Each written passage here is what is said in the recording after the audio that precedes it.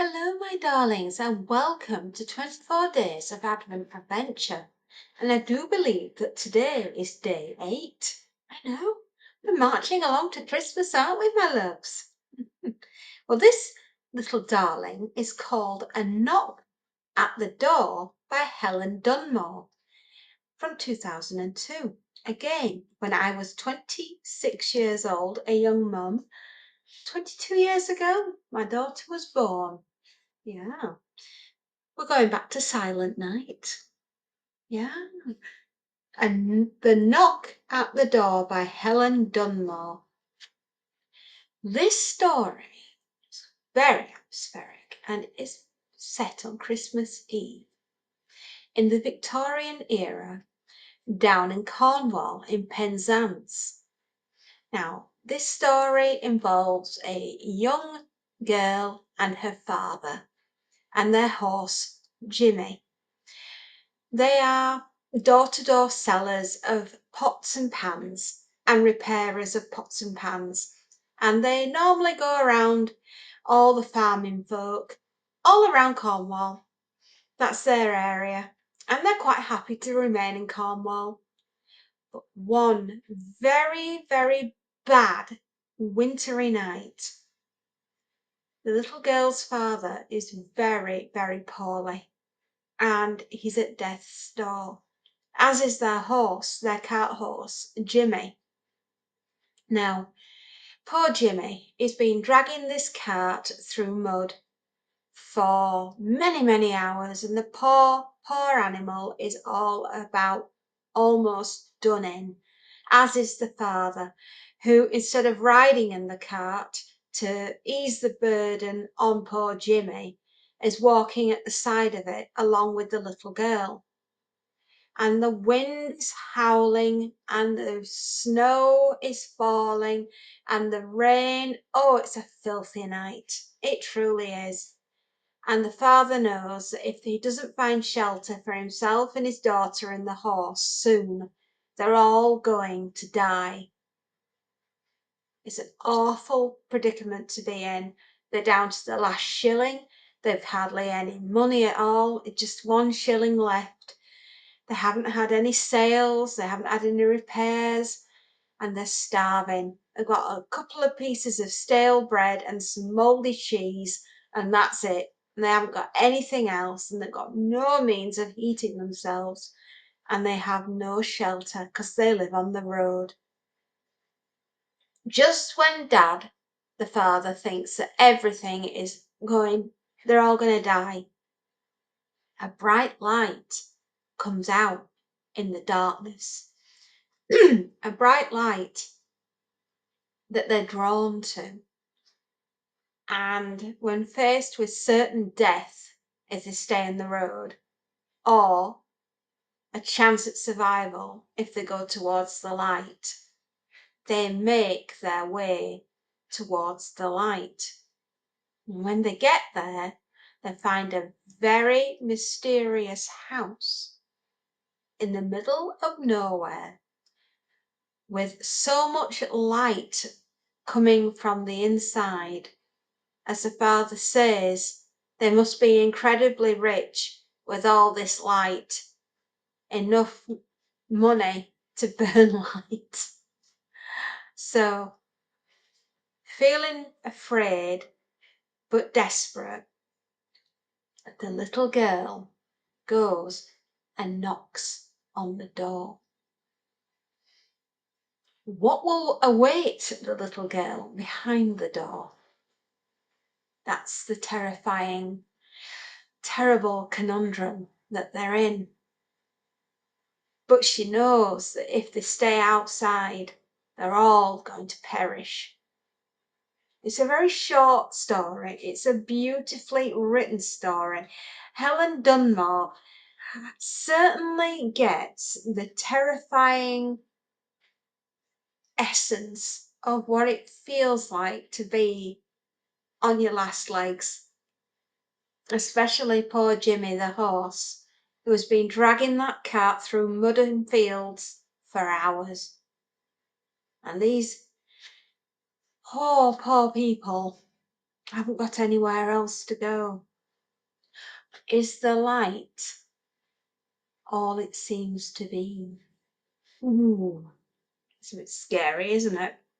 True to form, I'll read you a little bit. It's a fierce, dark night, with the wind tearing through it. We shouldn't be on the road at all, but it's Christmas time, and we've got goods to sell. Dad's been sick for weeks. We've been laid up in Penzance in a small, cold room, which Mrs Nanjivey let us have out of kindness. Every night she came up with a shovelful of live red coals and laid it in the grate, and I put coal on piece by piece until there was none left. Mrs Nanjivey gave us what she could. Her man's away at sea, and she's got a baby downstairs to keep warm. The coal ran out, and there was no money to buy more. I went to sleep, and I dreamed I sat by a fire, eating a pasty. The steak and potatoes steamed in rich gravy. But just as I opened my mouth to bite, the dream stopped. Dad was coughing, and there was bread for breakfast. It lay cold and heavy on my stomach. We had to get money. We had to get back on the road. Our work is selling pots and pans and mending them. We go from farm to farm, and we give finest quality, fairest prices. When people have no money to buy new, Dad mends their pots and pans with his spitting hot soldering iron. The only thing I'm afraid of is dogs. The ones that run mad on the ends of their chains make me fear that one day they'll get loose and go for us. Some farmers keep their dogs loose anyway, to drive off strangers. But when they hear the clink of metal and see the bright flash of our cart, full of metal pans, coming over the hill, they call the dogs off. They need us. Even the most tight-fisted farmer can't grow his pots and pans. Pots and pans for sale, finest quality, fairest prices. Buy my pots and pans. Feel the weight, missus, you won't buy better. Dad wraps the pans to show the clean, clear ring of the metal. I bring out every size till the wife is suited. When the rain's lashing, they let us in their kitchens sometimes. But I see them watching me, sharp for thieving. Sometimes a wife sets me down by the fire with a mug of hot milk and makes sure I drink it. That's 'cause I'm thin, but Dad tells them I'm strong enough. It's only that I don't pay for feeding. I could eat the old Queen's dinner and stay skinny. The old Queen eats plenty. She's fat and dressed in black, for she's been a widow more years than I can reckon. I've seen a picture of her. At the farms, they ask us for news on the roads that we've travelled. Dad tells them his stories while I drink in the heat of the fire. They go nowhere off their own fields, these farming people, except to market and Penzance. I'd rather be me than them, except that they have a goose to kill for Christmas. We left Penzance this morning, and we've been on the road all day. We've been mending, not selling, apart from a little milk pan a young wife fancied. Every farmer we speak to says it's been a bad year for him, but we've made enough for tomorrow's food and our lodgings tonight. And Jimmy's our horse.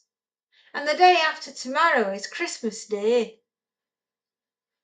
The mud thick in the lanes, and Jimmy's dead tired with dragging the cart through it. He's getting old, Dad says. He won't do another winter with us. Me and Dad strain to push the cart when it gets stuck, and that sets Dad coughing again.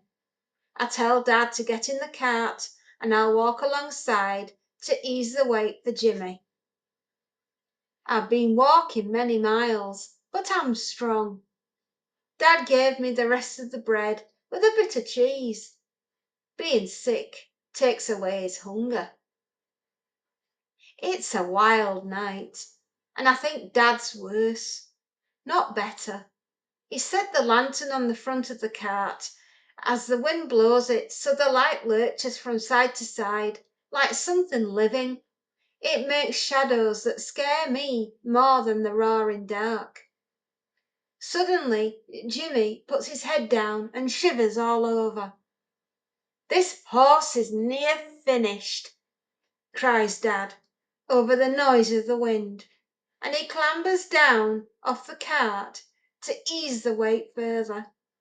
We walk on, but soon Dad's coughing bad, doubled over, and I'm frightened. Dad needs food and a fire. He needs shelter. "Dad, we can't go on." Dad's breathing whistles worse than the noise of the wind. "We'll look for a barn, Mary. It'll be right. Again tomorrow. Look for a light." But we are still dragging uphill. When we get to the top, I'll maybe see a light.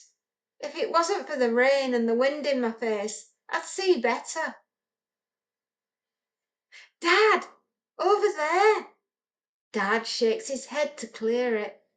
"There, Dad, there's a light."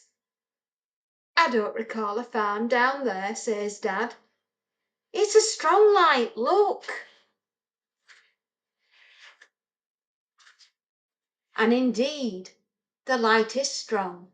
It seems to be shining just for us, across the wilderness. Surely they won't turn us away in a night like this. "All right, girl, we'll try it." We splash and tumble off the lane and down a steep, narrow track between high granite hedges. The cart bounces and judders beside us. Jimmy picked up speed.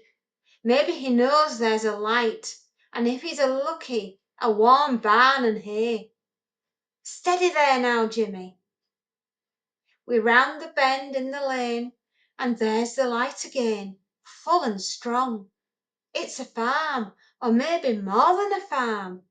A big royal-looking building with many windows, set deep in the granite. A lantern on the gate, a lantern over the door, and light streaming out of all the windows. Rich folk who can waste light.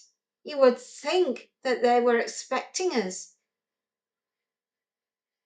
"Knock on the door, Mary, while I'll hold Jimmy." Steady now. And that, my darlings, is where I'll leave you.